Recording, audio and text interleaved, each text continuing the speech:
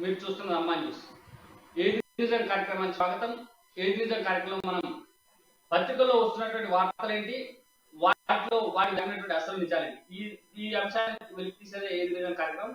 ఏది నిజం కార్యక్రమం ముందుగా మనం ఆంధ్రజ్యోతి దినపత్రికను చూద్దాం.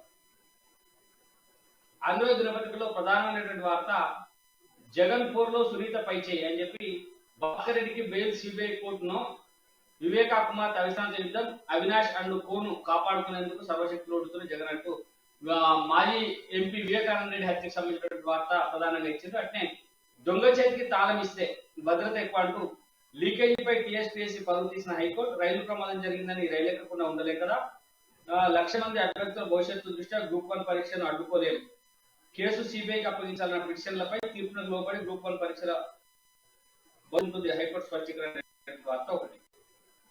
తర్వాత విష్ణు లీలలు పేరుతోటి ఒక వార్త, గుడియనక నాసామి అంటూ చిన్నజీర ఆశ్రమ యువరాజు విలాసాలు అంటూ ప్రధానమైనటువంటి వార్త ఇచ్చింది. ఎందుకంటే వాస్తవాలు ఏ రకంగా ఉన్నాయనేది తర్వాత చూడొచ్చు. విష్ణు స్వామి ఆయన పగలు యోగి, రాత్రి అయితే భోగి, ఉదయం నుంచి సాయంత్రం దాకా ఎంతో నిష్టకరమైన స్వామి అవతారం, సాయంత్రం కాగానే అవతారం మార్పిడి, మడిబట్టలు మరుగై జీన్స్ టీషర్టు ఒంటిపైకి వస్తాయి, ఖరీదైన కాలంలో పరిమితి మించి వేగంతో షికారు, స్నేహితులతో కలిసి పబ్బుల్లో హంగామా, ఆయన సాయంకాలపు అభిరుచులు, తెలుగు రాష్ట్రంలో తరహా స్వాములు బాబాలు ఎంతో మంది. అలాంటి వాళ్ళు ఒక్కరే అయితే ఈయన గురించి ప్రత్యేకంగా చెప్పుకోవాల్సిన అవసరమే లేదు. కానీ ఈయన త్రిజండి చిన్న స్వామి మేనల్లుడు. ఆయన వెన్నంటే ఉంటూ ఆశ్రమ వ్యవహారాలన్నీ అంతా తానే నడుపుతున్న విష్ణు స్వామి. చిన్నజీర స్వామికి తెలియకుండా ఆయన వెనకాల సాగిస్తున్న వ్యవహారాలపై ఆంధ్రజ్యోతి ఏబిఎన్ పరిశోధనాత్మక కథనం అంటూ ఒక వార్త ప్రధానంగా పవన్ కళ్యాణ్ తో ముచ్చింతలు వచ్చినప్పుడు ఉన్నటువంటి ఫోటో, అట్నే పబ్బులో ఉన్నటువంటి ఈ ఫోటో, అనేక తుపాకీతో ఫోటో అంటూ అనేక కొన్ని ఫోటోలు వేసి ఒక సంచలనమైనటువంటి వార్త ఆంధ్రజ్యోతిలో వచ్చింది. తర్వాత కొలువులు కల్లలే అంటే 10 ఏళ్లైన నెరవేరిన నియామకాల హామీ, టీఎస్పీఎస్సీ ద్వారా భర్తీ చేసింది 36,500 మాత్రమే, ఒక్క పోస్టు భర్తీ కానీ గ్రూప్ 1, 2, 1, 3, 4 విశ్వాల్ కమిటీ ప్రకారం ఖాళీలు 1.92 లక్షలు భర్తీ చేస్తామని కేసీఆర్ చెప్పింది. 80,039 మిగిలిన 1,00,000 కొలువులు యాడిపోయి 20,000 కొలువులు భర్తీ చేసింది 2,500. ఉపాధ్యాయ అభ్యర్థులకు తీవ్ర నిరాశ, ఇప్పటికే కొనసాగుతున్న కాంట్రాక్ట్ అవుట్సోర్సింగ్ వ్యవస్థ, ప్రొఫెసర్ నియామకాలకు న్యాయ రాజకీయ గ్రహణం అంటూ కూడా ఒక వార్త వచ్చింది. దుమ్ము లేపుతున్న దమ్మున ఛానల్ అంటే యూట్యూబ్ లో ఏబిఎన్ ఆంధ్రజ్యోతి డిజిటల్ ఛానల్ హవా న్యూస్ ఛానల్స్ రేటింగ్ లో జాతీయ స్థాయిలో 4వ స్థానం అనేటువంటి ఒక ఐటమ్ అయితే వచ్చింది. తర్వాత బండి సంజయ్ కేంద్ర పదవి అని రాష్ట్ర బీజేపీలో త్వరలో సమూల మార్పులు, పరిశీలనలో 3 ఫార్ములాలు, ఈటల రాజేందర్ ప్రచార కమిటీ బాధ్యతలు, పార్టీ పగ్గాల అరుణకు, బీజేపీ అధిష్టానం చర్చలు ఎట్టకెలకు ఒక కొలికి, ఏ క్షణమైనా కీలక ప్రకటన వెలువడే అవకాశం, గువాహటిలో ఈటలతో హేమంత కీలక చర్చలు అంటూ కూడా ఒక వార్త మనకు ఇలా ప్రధానంగా. ఇంకొక వార్త ఏంటంటే జనాభాలో 11% మధుమేహ ఉన్నారు అంటే దాదాపుగా షుగర్ వ్యాధి గ్రస్తులు 11% ఉన్నట్టు ఒక వార్త కూడా మనకు ఆంధ్రజ్యోతి దినపత్రికలో అనమాట. ఇక మనం ఈనాడు దినపత్రిక చూద్దాం. ఈనాడు దినపత్రికలో ప్రధానమైనటువంటి వార్త మనం చూసినట్టయితే దివ్యాంగుల పింఛన్ 4,016 అంటే ఒక వార్త. అంటే రూపాయలు 1000 పెంచుతూ మంచిర్యాల సభలో సీఎం కేసీఆర్ ప్రకటన అనేటువంటి ఒక వార్త వచ్చింది. తర్వాత అతివేగానికి 9 ప్రాణాలు బలి అనేటువంటి వార్త. రాయితో కొట్టి చంపి మ్యాన్ హోల్ లో పడేసింది. చాలా అత్యంత దారుణమైనటువంటి అంశం. ఒక పూజారి గుళ్ళో పూజ చేసేటువంటి వ్యక్తి తన ప్రియురాన్ని కొట్టి చంపి ముక్కలు చేసి మ్యాన్ హోల్ లో పడేసి దానిపైన ఉప్పు తర్వాత మామూలుగా మట్టి వేసి పూజ చేసినటువంటి వైనం ఒకటి మనకు వెలుస్తుంది. ఈ పూజారి అరెస్ట్ కూడా జరిగింది. ఈ వార్త కూడా ప్రధానంగా వచ్చింది. తర్వాత ధరణిని రద్దు చేసి తీరుతాం. నిన్న యువజన కాంగ్రెస్ అఖిల భారత స్థాయి సమావేశాలు హైదరాబాద్ లో జరిగినాయి. అందులో రేవంత్ రెడ్డి మాట్లాడుతూ కాంగ్రెస్ పార్టీ అధికారంలోకి రాగానే ధరణిని ఖచ్చితంగా రద్దు చేస్తామని చెప్పేటువంటి ఒక మాట ఉన్నది. అట్నే ఇంకొకటి ఏంటంటే పోలీసు అభ్యర్థుల ధృవపత్రాల పరిశీలన 14 నుంచి రాష్ట్ర వ్యాప్తంగా 18 కేంద్రాల ఏర్పాటు ప్రక్రియ సాగుతుంది అనేటువంటి వార్త ఒకటి ఉంది. తర్వాత కమలం మార్పు మన మార్పు మంత్రం అని చెప్పి అదే మనం అమిత్ షా ఈటలను ప్రచార సారథి బాధ్యతలు ఇస్తారు. అట్లానే బండి సంజయ్ని మారుస్తారు. అరుణకి అధ్యక్ష పగ్గాలు ఇచ్చేటువంటి అవకాశాలు లేనటువంటి వార్త కూడా ప్రధానంగా మనకు ఈనాడు దినపత్రికలో కనబడుతుంది. ఇక మనం ఒకసారి సాక్షి దినపత్రిక చూద్దాం. సాక్షి దినపత్రికలు చూసినట్టయితే సాక్షిలో పాఠశాలకు చేరని పాఠాలు అంటే పాఠ్య పుస్తకాలు ఇంకా పాఠశాలకు చేరలేదు అనేటువంటి వార్త ప్రధానంగా ఉంది. ఇది చాలా చర్చించేటువంటి అంశం. పాఠ్య పుస్తకాల ముద్రణ పూర్తయిన ఇంకా జిల్లా కేంద్రాల్లోనే తీసుకెళ్లేందుకు ససేమిరాంటున్న ప్రధానోపాధ్యాయులు. గత 2 ఏళ్లుగా బిల్లులు ఇవ్వలేదని ఆరోపణ. గుట్టలుగా పడేయడంతో ఎలుకలు కొడుతున్న భయం. వసతులు సరిగా లేని స్కూళ్లలో వర్షం పడితే పాడయ్యే ప్రమాదం. ఆచరణ నోచుకొని రవాణా టెండర్ల ఆదేశం. మరో 2 రోజుల్లో స్కూళ్లు నెలాఖరైన అందరి పాఠ్య పుస్తకాలు అందరికి కష్టమైనటువంటి ఒక వార్త. అదే మనము ఇందాక మాట్లాడుతున్నటువంటి విధంగానే ప్రియురాలి చంపి కుప్పద్రేశుడైనటువంటి ఒక వార్త కూడా ప్రధానంగా వచ్చింది. దాంతో వికలాంగులకు మరో అంటే ఇప్పుడు 3016 ఇచ్చేది 4016కు పెంచుతూ 4116 రూపాయలకు పెంచుతూ ముఖ్యమంత్రి చేసినటువంటి ప్రకటన అది ప్రధానంగా ఉన్నది. తర్వాత ప్రచార సారథి ఈటల అంటూ ఈటలకు ప్రచార సారథి బాధ్యతలు అప్పగించే అవకాశం ఉందనేటువంటి వార్త కూడా ఒకటి ప్రధానంగా మనకు సాక్షిలో కనబడుతుంది. ఇక ఒకసారి వెలుగు దినపత్రికను చూద్దాం. వెలుగు దినపత్రికలో ప్రధానమైనటువంటి వార్త ప్రశ్నిస్తే రైతులపై కేసులు. కోర్టుల చుట్టూ తిరుగుతున్న వందలాది మంది, ఆందోళన చేసిన అధికార పార్టీ లీడర్లను అడ్డుకున్న అరెస్టులు, నాన్ బెయిల్ తో పాటు హత్యాయత్నం కేసులు నమోదు, భూముల పరిహారం అడిగిన వడ్లు తరుగుపై నివేదించిన తప్పేనట, తరుగుపై ప్రశ్నించిందని చెప్పి ఇట్లా కొంత రైతుల మీద కేసులు ఏవైతే ఉన్నాయో ఆ కేసులకు సంబంధించినటువంటి వార్త కూడా ఒకటి ప్రధానంగా వచ్చింది. ధరణి పోతే దళారీ రాజ్యం వస్తుంది, రద్దు చేస్తామంటున్న కాంగ్రెస్ ను బంగాళాఖాతంలో వేయండి అంటూ కేసీఆర్ చేసినటువంటి నిన్న ప్రసంగం ఒకటి వచ్చింది. మంచిర్యాలలో కేసీఆర్ మాట్లాడినటువంటి సభలో మాట్లాడిన అంశాలను ప్రధానంగా ఆశింది. తర్వాత దళారుల చేతుల్లో ధరణి, ఫిలిప్పీన్స్ కంపెనీ చేతుల్లోకి పోర్టల్ పోయింది రేవంత్, అధికారంలోకి రాగానే బరాబర్ ధరణి రద్దు చేస్తామంటూ తండ్రి కొడుకులను జైల్లో పెడతామంటూ గట్టిగా మాట్లాడినటువంటి నిన్న యూత్ కాంగ్రెస్ సభలో ఆయన మాట్లాడినటువంటి అంశం కూడా వచ్చింది. 5 యాక్సిడెంట్లు 10 మంది మృతి అని చెప్పి నిన్న జరిగినటువంటి యాక్సిడెంట్ల తీర్పైన కూడా ఒక ప్రధానమైనటువంటి వార్త వచ్చింది. టీఎస్పీఎస్సీ పేపర్ల లీకేజీ కేసు 36 మందిపై ఛార్జ్ షీట్ నాంపల్లి కోర్టులో దాఖలు చేసిన సిట్ అనేటువంటి వార్త. తర్వాత చెప్పులతోనే రావాలి అంటే గ్రూప్ 1 అభ్యర్థులు ఎవరు కూడా బూట్ చేసుకుని రావద్దు, చెప్పులతోనే రావాలనేటువంటి ఒకటి. బీఆర్ఎస్ ను పాతి పెడతాం, నాకు జరిగిన నష్టాన్ని వడ్డీతో సహా లాక్కుంటా, ముఖ్య కార్యకర్తల భేటీలో పొంగులేటి శ్రీనివాసరెడ్డి ఏ పార్టీలో చేరేది 3 రోజుల్లో అధికారికంగా ప్రకటిస్తానని వెల్లడి, మీటింగ్ లో జై కాంగ్రెస్, జై సోనియా, జై రాహుల్ నినాదాలంటూ ఒక వార్త మనకు కనబడుతుంది. అట్నే హైదరాబాద్ యువతి దారుణహత్య, అదే చంపేసి సెప్టిక్ ట్యాంక్ లో వేసి కాంక్రీట్ తో సీల్ చేయించిన అనేటువంటి వార్త కూడా అన్నింటిలో వచ్చింది, ఇది కూడా ఇందులో వచ్చింది.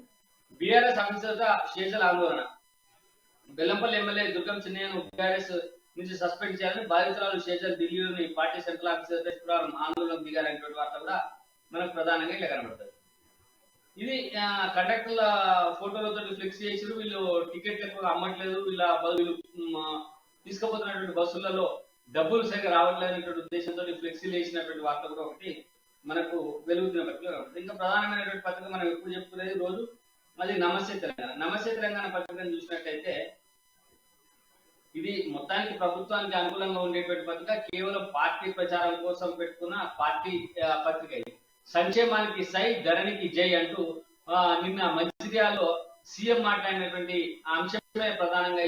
చాలా పెద్ద ఫోటో అంటే దాదాపుగా ఒక పేజీ నిండా ఆ పెద్ద ఫోటో వేసి ముఖ్యమంత్రి గారు మాట్లాడినటువంటి తీరు, ఆయన సమర్థించుకున్నటువంటి అంశాలని ఎక్కువగా మనకు ఇందులో కనబడుతుంది. అట్లనే 4116 రూపాయలు అంటే వికలాంగుల పెన్షన్ పెంచుతున్నటువంటి అంశం కూడా 4116 ఇస్తున్నాం అనేటువంటి పేరుతో ప్రధానమైనటువంటి వార్తగా వేసి, అట్లనే పేపర్ లీకేజీపై గందరగోళంగా ఉంది. అంటే పేపర్ లీకేజీ అంశాన్ని కూడా ఈ పత్రిక రాసింది. దీనికి సంబంధించి మనం గమనిస్తే ఫోటో చూస్తేనైతే పెద్ద భారీ ఫోటో మనకు కనబడుతుంది. ముఖ్యమంత్రి గారు ధరణికి సై అనేటువంటి అంశం చెప్తా ఉన్నారంటే ధరణి ఇంకా బాగానే ఉంది, వాటిని అంటే ఇంకా కొనసాగిస్తామనేటువంటి అంశాలను ఎక్కువగా చెప్తున్నట్టుగా ఈ పత్రిక చూసింది. ఇది మొత్తం ప్రభుత్వానికి అనుకూలమైనటువంటి వార్త మాత్రమే ఈ పత్రికలో వస్తే.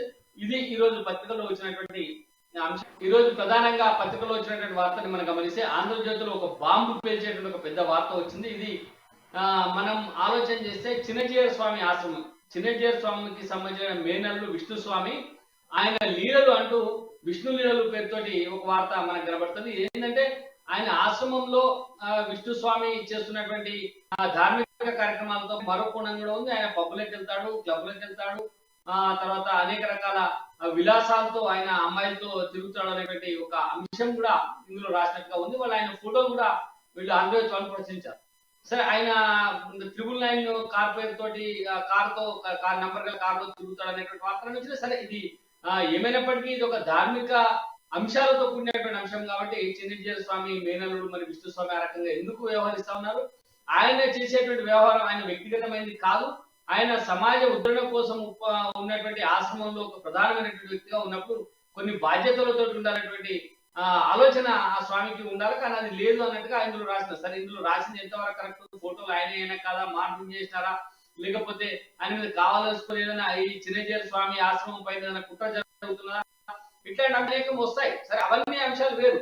ఇప్పుడు ఆంధ్రజ్యోతిలో వచ్చినటువంటి కథనాన్ని మనం గమనించినట్టయితే చిన్నజీయర్ స్వామి ఆశ్రమానికి ఒక చెడ్డ పేరు వచ్చే విధంగానే ఈ వ్యవహారం అంతా నడుస్తా ఉంది. కాబట్టి ఈ విషయంలో కొంత జాగ్రత్తలు వహించాలి ఆశ్రమ వ్యవహారాలు అనేటువంటి అంశం మనకు ప్రధానంగా వచ్చింది.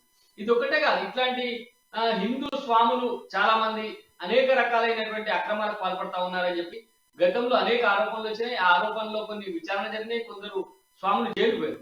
అయితే కొన్నిట్లలోని వాస్తవమే, కొన్నిట్లలో పూర్తిగా కేవలం స్వాముల పైన హిందుత్వం పైన ద్వేషంతో అనేక రకాల అక్రమ కేసులు పెట్టి వాళ్ళని జైలు పంపించినటువంటి ఉదాహరణలు కూడా ఎన్నో ఉన్నాయి. ఉదాహరణకు మనం చూస్తే కంచి స్వామి కూడా అప్పటి ప్రభుత్వం జైలు పాలు చేసింది, అరెస్ట్ చేసింది. అవన్నీ నిజాలు కావనేటువంటి తర్వాత తెలిసింది. అంటే దేశంలో ఒక రకమైనటువంటి ప్రయత్నం అయితే హిందూ మతానికి వ్యతిరేకంగా హిందూ మతం మీద దాడి కొనసాగించే విధంగా జరుగుతున్నటువంటి పరిస్థితి అయితే ఇప్పుడు కనబడతా ఉంది. సరే అలాంటి పరిస్థితే మరి ఈ చిన్నజీయర్ స్వామి ఆశ్రమం పైన కూడా జరుగుతా ఉందా, లేకపోతే విష్ణు స్వామి అనేటువంటి వ్యక్తి నిజంగానే ఇలాంటి అరాచకాలకు పాల్పడుతూ ఉన్నాడు? ఒకవేళ స్వామి చిన్నజీయర్ స్వామి గారు దీనిపైన దృష్టి సారించి మరి విష్ణు స్వామి గారి పైన కట్టడి చేయాలి, ఆయనను అంటే ఉత్తరాధికారిగా ప్రకటించేటువంటి అవకాశాలు నేను చెప్పి కూడా చెప్తా ఉన్నారు. మరి ఉత్తరాధికారికి ఉండేటువంటి లక్షణాలు ఇప్పుడు ఆంధ్రజ్యోతి కథనాన్ని బట్టి గమనిస్తే అవి విష్ణు స్వామికి లేవు. కాబట్టి మరి స్వామి వారు మళ్ళీ ఒకసారి ఆలోచన చేయాలి, పునరాలోచన చేయాలి. ఆ హిందుత్వాన్ని దైవత్వాన్ని ప్రజలకు తీసుకుపోయేటువంటి వ్యక్తులు ఎవరైతే ఉంటారో వాళ్ళు చాలా అత్యంత పరమ పవిత్రంగా ఉండాలి. లోపల ఒకటి బయట ఒకటి ఉండడానికి ఏమాత్రం వీల్లేదు. నటించాల్సినటువంటి అవసరం లేదు. మీకు నిజంగా సన్యాసం స్వీకరించాలా, లేకపోతే హాయిగా బహిరంగంగా బయటకు వెళ్ళిపోయి రియల్ ఎస్టేట్ వ్యాపారం చేసుకోవచ్చు. స్వామి గారి ఆశ్రమంలో పిఆర్ఓనో లేకపోతే ఇతర విధులలోనో లేకపోతే ఇంకా ముఖ్యమైనటువంటి విధుల్లో ఉండొచ్చు. కానీ ఉత్తరాధికారిగా ఉండేటువంటి అవకాశాలు ఉన్నాయంటూ పేర్కొంటూ ఆయన ఈ రకమైనటువంటి వ్యవహారం చేయడం సరికాదు. కాబట్టి దీన్ని విష్ణు స్వామి అయినా మార్చుకోవాలి, లేదా చిన్నజీయర్ స్వామి గారైనా ఆయన ఉత్తరాధికారిగా ప్రకటించకుండా మరొక ఉన్నతమైనటువంటి వ్యక్తిని హిందూ భావజాలాన్ని ప్రజలకు తీసుకుపోయేటువంటి వ్యక్తిని నిజంగానే సన్యాసి అంటే సన్యాసి లక్షణాలని పరిపూర్ణంగా 100% ఆచరించలేటువంటి వ్యక్తిని ఉత్తరాధికారిగా నియమించుకుంటే బాగుంటుంది అనేటువంటి ఆలోచన. సరే ఇది మన స్వామి వారికి చెప్పేంత వ్యక్తులం కాదు, ఆయనను ప్రశ్నించేటువంటి వ్యక్తులు కూడా కాదు. కానీ ఈ వచ్చినటువంటి ఆరోపణల దృష్ట్యా స్వామి వారు తగినటువంటి జాగ్రత్తలు తీసుకుంటే బాగుంటుంది అనేదే ఆలోచన. ఇది వారు ఒకసారి ఆలోచన చేస్తారని చెప్పి అనుకుందాం. మరి దీనిపైన ఆశ్రమం ఏ రకంగా స్పందిస్తుంది ఏంది నిజంగా అంటే మీరు రాసినటువంటి దాంట్లో చూస్తే చాలా ఈయన పబ్బులోకి వెళ్తారని చెప్పి పబ్బుల్లో ఉన్నటువంటి ఒక ఫోటో ఇస్తున్నారు. ఆ తర్వాత ఆయన పేరు అంటే 0999 నంబర్ కార్లో తిరుగుతారు. కారు యజమాని ఎవరంటే ఆన్లైన్ లో వాహన యజమాని పేరు రాదు. అంటే ఇది నల్ అని వస్తుంది. అంటే ఈ రకంగా ఎట్లా మేనేజ్ చేయగలిగినారు, ఇది రాకుండా ఎట్లా మేనేజ్ చేయగలిగినారు అనేది ఒకటి. ఆ తర్వాత ఈ అన్ని అంటే ఇవన్నీ చూస్తే కూడా వీళ్ళు కొన్ని వాస్తవాలుగా ఉన్నాయా లేదా అనేటువంటి ఒకటి. తర్వాత 111 జీవో ఎత్తివేత తర్వాత ఎప్పుడైతే ప్రభుత్వం 111 జీవోని ఎత్తేసిందో ఎత్తివేత తర్వాత ఆ చిన్నజీయర్ స్వామి ఆశ్రమం చుట్టూ ఉండేటువంటి వేల ఎకరాల భూములకు విపరీతమైనటువంటి డిమాండ్ వచ్చింది. మరి అక్కడ స్వామివారికి సంబంధించినటువంటి శిష్యుల భూములు కొన్ని వేల ఎకరాలలో ఉన్నాయి. వారు కూడా అప్పుడప్పుడు ఆ రియల్ ఎస్టేట్ కంపెనీల ప్రచారానికి లేకపోతే వాటి ప్రారంభోత్సవాలకు శంకుస్థాపనలకు వెళ్ళినటువంటి సందర్భాలు కూడా ఉన్నాయి. మరి వీటిలలో ఈయన ఎవరు మన విష్ణు స్వామి పెట్టుబడులు ఏమైనా ఉన్నాయా, లేకపోతే ఆయన అక్కడ వ్యాపారాలు ఏమైనా చేస్తారు? సార్ ఏం చేసినా దాన్ని కూడా తప్పుపడ్డారు. చిన్నజీయర్ స్వామి ఉత్తరాధికారిగా ఆయన పేరు ఉండడం వలన అనేక రకాల సమస్యలు, కానీ ఆయన స్వయంగా ప్రకటించలేదు చిన్నజీయర్ స్వామి గారు, కానీ ప్రకటించే అవకాశాలు అయినట్టుగా వార్తలు వచ్చినాయి. కాబట్టి దీనిపైన ఒక నిర్ణయానికి వారు వస్తే బాగుంటుంది అనేది ఆ అంశం. ఇది మొత్తం హిందూ సమాజానికి సంబంధించినటువంటి అంశం కాబట్టి కొద్దిగా ఉత్తరాధికారిగా నియమించేటువంటి సందర్భాలలో ఇలాంటి అపసవ్య వ్యక్తుల్ని నియమించదనే మనం అనుకుందాం. సరే ఇంకొక అంశంలోకి వెళ్దాం. ప్రధానంగా రాజకీయపరమైనటువంటి అంశాలను మనం గమనిస్తే అన్ని పత్రికలలో ప్రధానంగా వచ్చినటువంటి వార్త భారతీయ జనతా పార్టీలో ఈటల రాజేందర్ గారికి కీలక పదవి లభించబోతా ఉంది. అంటే ఆయనను ప్రచార కమిటీ కార్యదర్శిగా చైర్మన్ గా నియమిస్తారు. డికేఆర్ గారు రాష్ట్ర అధ్యక్షురాలు చేస్తారు. సంజయ్ గారిని తప్పించి కేంద్ర మంత్రిని చేస్తారు అనేటువంటి వార్తలు వచ్చినాయి. కానీ నాకు తెలిసి నాకున్నంత వరకు పార్టీలో ఇలాంటి పెద్ద చర్చదిగా జరిగినట్టుగా ఏమి కనబడట్లేదు. ఈటల రాజేందర్ గారికి కీలక బాధ్యతలు అప్పగించే విషయంలో ఏం డౌట్ లేదు. అందరూ రాష్ట్ర పార్టీ నాయకత్వం కూడా అడుగుతూనే ఉంది. ఆయన ప్రధానమైనటువంటి బాధ్యతలు ఇవ్వాల్సిందేనని చాలా ముఖ్యులు కూడా చెప్తా ఉన్నారు. అందరూ అడుగుతా ఉన్నారు. ఆయనకు ప్రచార కమిటీ బాధ్యతలు వస్తే రావచ్చు, కానీ సంజయ్ ని మారుస్తారనేటువంటి విషయంలోనే కొంత, ఎందుకంటే సంజయ్ మార్పు ఉండకపోవచ్చు అని చెప్పి ఆ కేంద్ర పార్టీ ఇచ్చినటువంటి సంకేతాలను కూడా మనం గమనించవచ్చు. ఏమైనప్పటికీ రాజేందర్ కు ముఖ్యమైనటువంటి బాధ్యతలు ఇచ్చి ఆయన్ని ప్రచార కమిటీ చైర్మన్ గా నియమించి మొత్తం ఎన్నికల భారం అంతా ఆయన భుజాలపైన పెడితే పార్టీ ముందుకు పోతుంది అనేటువంటి కొందరి నాయకుల అభిప్రాయాన్ని కేంద్రం ఏ రకంగా తీసుకుంటుంది, కేంద్ర పార్టీ ఏ రకంగా ఆలోచన చేస్తుంది అనేది మనము ఆలోచించాల్సిన అంశం. అయితే ఇక్కడ చాలా సందర్భాల్లో ఈటల రాజేందర్ గారిని ఢిల్లీ పిలుచుకొని మాట్లాడినటువంటి సందర్భాలని కేంద్ర నాయకత్వం ఈటల రాజేందర్ గారికి తగిన గుర్తింపు ఇచ్చి ఆయన చేరికల కమిటీ చైర్మన్ గా చేసి మొత్తంగా అందరితో సంప్రదించి పార్టీలో చేర్పుల విషయంలో సంప్రదించాల్సిందిగా కూడా ఆయన పూర్తి స్వేచ్ఛను కూడా ఇచ్చింది.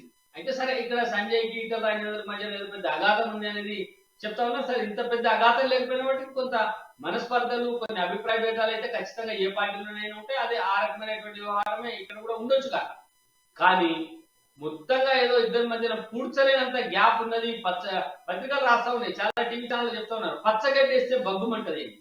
పచ్చగడ్డి కాదు, ఎండుగడ్డి కాదు, ఏది వేసినా బగ్గుమనేటువంటి అవకాశాలు లేవనేది ఇద్దరు స్పష్టంగా చెప్తున్నారు. వ్యక్తిగత భిన్నాభిప్రాయాలు ఉండడం వేరు, మనస్పర్ధలు ఉండడము, తీవ్రమైనటువంటి గ్రూప్ రాజకీయాలు నడపడం వేరు. అట్లాంటిది వీళ్ళిద్దరి మధ్యన కనబడుతున్నట్టుగా ఏం అనిపించట్లేదు. కాకపోతే ఈటల రాజేందర్ గారికి కీలక పదవి వస్తుంది అనేటువంటి ఒక ప్రచారం అయితే జరుగుతుంది. చూద్దాం మరి 1-2 రోజుల్లో ఏ రకమైనటువంటి పరిణామాలు ఢిల్లీలో సంభవించబోతా ఉన్నాయి, ఏ రకంగా ఆయనను పదవి వరించబోతుంది అనేటువంటి విషయాన్ని ఆలోచించాల్సిన అవసరం అయితే ఉంది. కానీ ఇంకో కొత్త కోణం ఏంటంటే ఈటల రాజేందర్ గారిని చైర్మన్ కాబట్టి డికే అరుణ గారికి రాష్ట్ర అధ్యక్ష పదవి ఇస్తారు. డికే అరుణ గారికి రాష్ట్ర అధ్యక్ష పదవి ఇస్తారు అనేటువంటి వార్త అన్ని పత్రికలలో వచ్చింది. కానీ వాస్తవంగా డికే అరుణ గారు ఇప్పుడు జాతీయ స్థాయిలో ఉపాధ్యక్ష పదవిలో ఉన్నారు.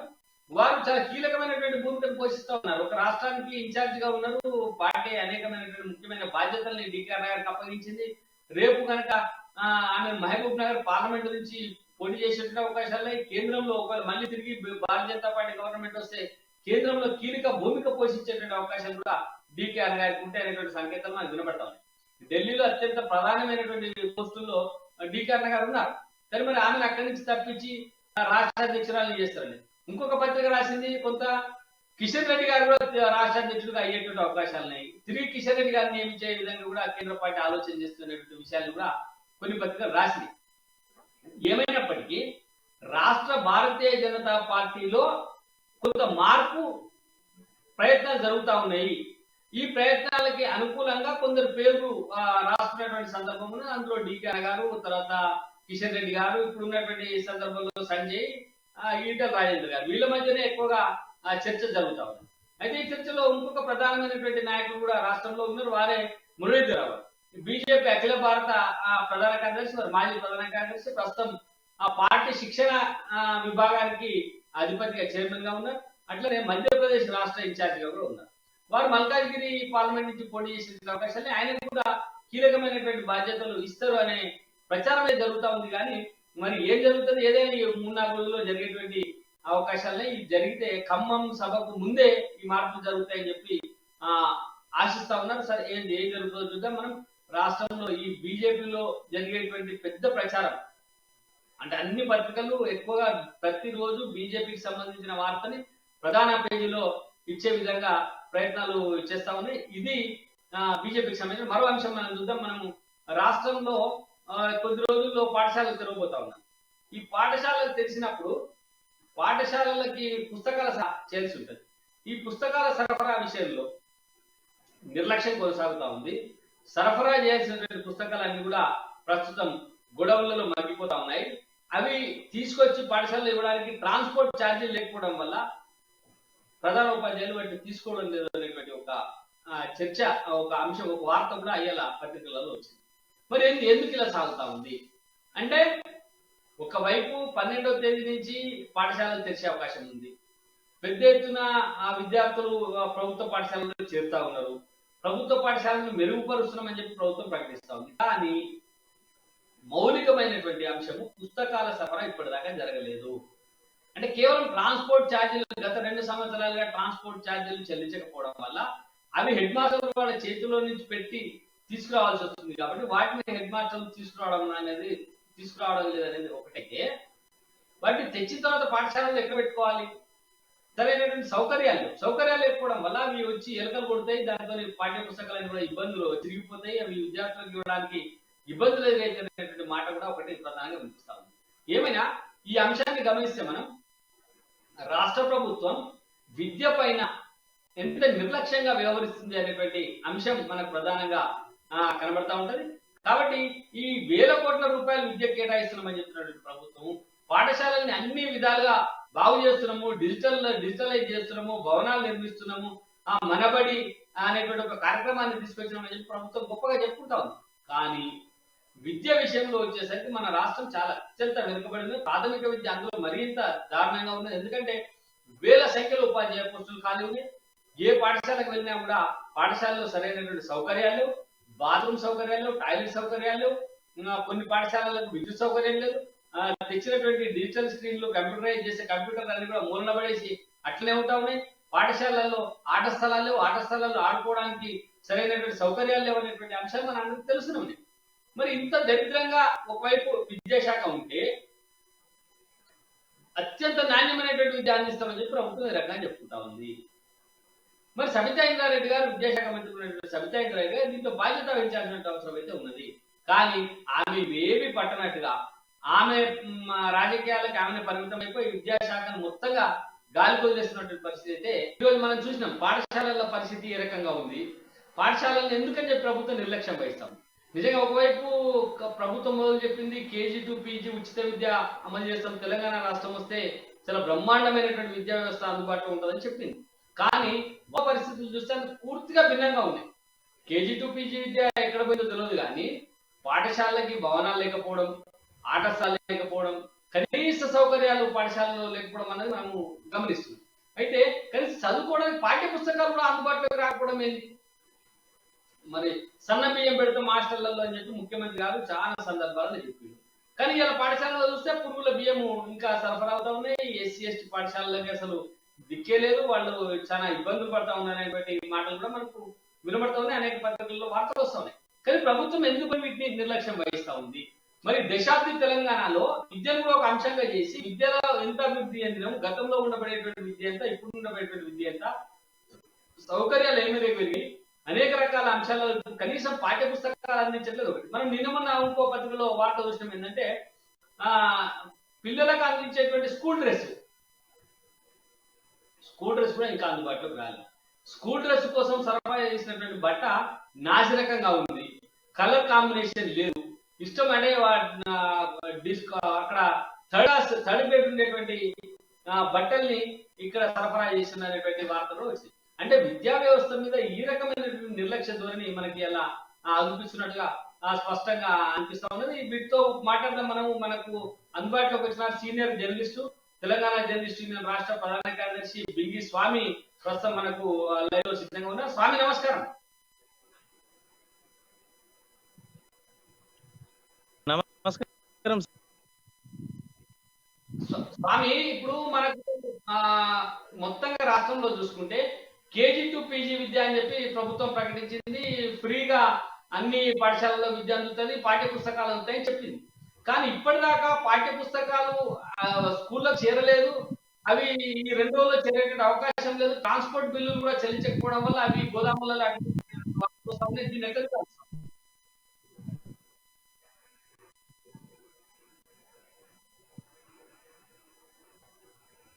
స్వామి. సార్ అయితే ఇప్పటి వరకు అంటే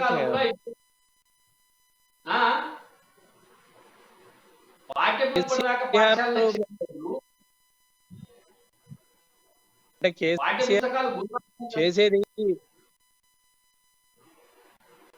మాట్లాడు కేసీఆర్ కట్టిండు, విద్యలో నాణ్యత ఎక్కడ లేదు. అసలు అంటే వ్యవస్థను ఆర్థిక వ్యవస్థను తర్వాత తెలంగాణ వచ్చిన తర్వాత ఈ 3 వ్యవస్థలు అయితే అంటే చదువు లేకుంటే ప్రశ్నించాలనే ఉద్దేశంతో నీకు ఎక్కడ కూడా అంటే ఎట్లా చేసిన ఎవరైనా గొర్రెలు బర్రెలు చదువుకున్నాడు ఏంది ఇట్లా రోడ్లు పట్టుకొని తిరుగుతున్నాడు అనే ఉద్దేశం కేసీఆర్ పీజీలు డాక్టరేట్లు చేసిన వాళ్ళని కూడా అట్లా ఇప్పుడు అంటే ఉద్యోగాలు ఇవ్వకుండా అట్లాంటి పరిస్థితి వచ్చిండు. సేమ్ ఇప్పుడు ఇక్కడ లక్షల రూపాయల ఫీజులతోటి ప్రైవేట్ పాఠశాలల్లో చదివించుకోవాల్సి వస్తుంది. కానీ గవర్నమెంట్ కేజీ టు పీజీ విద్య తెలంగాణ వస్తే విద్య వైద్యం ఇవన్నీ కూడా అంతే అనుకొని సామాన్యులు తెలంగాణ వస్తే అని అనుకోరు. కానీ తెలంగాణ వచ్చిన తర్వాత ఈ మూడు వ్యవస్థలను మాత్రం నిర్వీర్యం చేసిండు. విద్యా వ్యవస్థను మాత్రం అత్యంత దారుణంగా నిర్వీర్యం చేసిండు. అంటే కట్టిండు, ఎక్కడ కూడా డిఎస్సి వేయలేదు, టీచర్ ఉద్యోగాలు వేయలేదు, ఎక్కడ ఆ అంటే దానికి నాణ్యత ప్రమాణాలు లేవు. అంటే ఎంత ఎక్కువ మంది స్టూడెంట్స్ ఉంటే తక్కువ మంది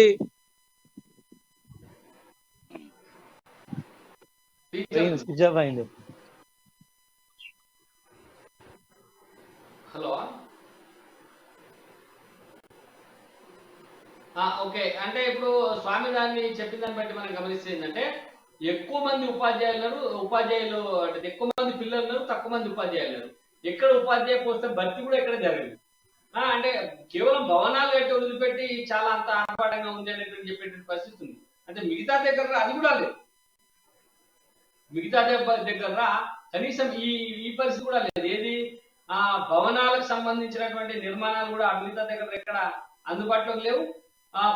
పరిస్థితి చాలా దారుణంగా ఉంది. గజ్వేల్ నియోజకవర్గాన్ని తీసుకుంటే పెద్దగా ఎడ్యుకేషనల్ హబ్ అని చెప్పి పెద్ద ఎత్తున భవనాల నిర్మాణం అన్ని పాఠశాలలు కళాశాలలు అన్ని ఒకే దగ్గర ఉండాలనేటువంటి ఒక చర్యలు అయితే తీసుకుని భవనాలు అయితే నిర్మించదు. కానీ అందులో ఉపాధ్యాయులు అయితే కావాలి కదా, ఉపాధ్యాయుల నియామకం అయితే ఉండాలి కదా, నాణ్యమైనటువంటి విద్య అందించాలంటే నాణ్యమైనటువంటి ఉపాధ్యాయులు ఉండాలి. కానీ ఆ పరిస్థితి ఎక్కడ కనబడతలేదు అంటే స్పష్టంగా ఇందాక స్వామి చెప్తున్నటువంటి అంశం మనకు ప్రధానంగా అర్థమైంది. సరే, మనం ఇప్పుడు ఇంకొక అంశంలోకి పెడతాం. ఏంటంటే రాష్ట్రంలో పూర్తిగా రాక్షస పాలన కొనసాగుతా ఉంది. అంటే గతంలో ఎమర్జెన్సీ విధించారు. ఆ ఎమర్జెన్సీ కంటే కూడా మరింత బలోపేతమైనటువంటి దుర్మార్గ పాలన కొనసాగుతుందనడానికి ప్రత్యక్ష ఉదాహరణ ఏంటంటే రైతులను జైల్లో పంపడం. ఖమ్మం జిల్లాలో గతంలో మిర్చి రైతులు గిట్టుబాటు కోసం అడిగితే సంఖ్యలు వేసి జైలు పంపినటువంటి పరిస్థితి ఉంది. అనేక సందర్భాలలో రైతులు రాస్తారోపణ చేసి ధర్నా చేసి తమ ఒడ్లో కొనాలని చెప్పి, లేకపోతే ప్రభుత్వం కాండ తక్కువ పెడుతుంది లేదా తమ దగ్గర తీసుకుంటున్నప్పుడు 100 కిలోల బదులు 90 కిలోలకి ధర కట్టిస్తున్నారు అనేటువంటి అనేక రకాలతోటి రైతులు ధర్నా చేస్తే రైతుల మీద నాన్ వేలబుల్ కేసులు పెట్టి జైల్లో పంపుతున్నటువంటి పరిస్థితి ఉంది.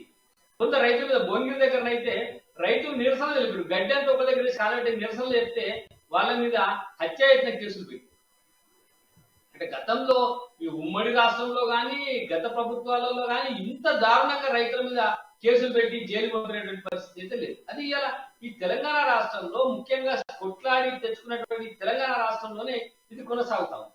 మరి ఎందుకో దీన్ని ఆలోచన చేస్తే మనకు స్పష్టంగా అర్థమవుతుంది. ఏంటంటే ఈ ప్రభుత్వం ఒక అంశాన్ని చెప్తుంది, రైతే రాజు, మేము 10 ఎకరానికి 10,000 ఇస్తున్నాం, రైతు బంధు ఇస్తున్నాం, కాబట్టి రైతులు అందరూ సుఖంగా ఉన్నారు అనుకుంటున్నారు.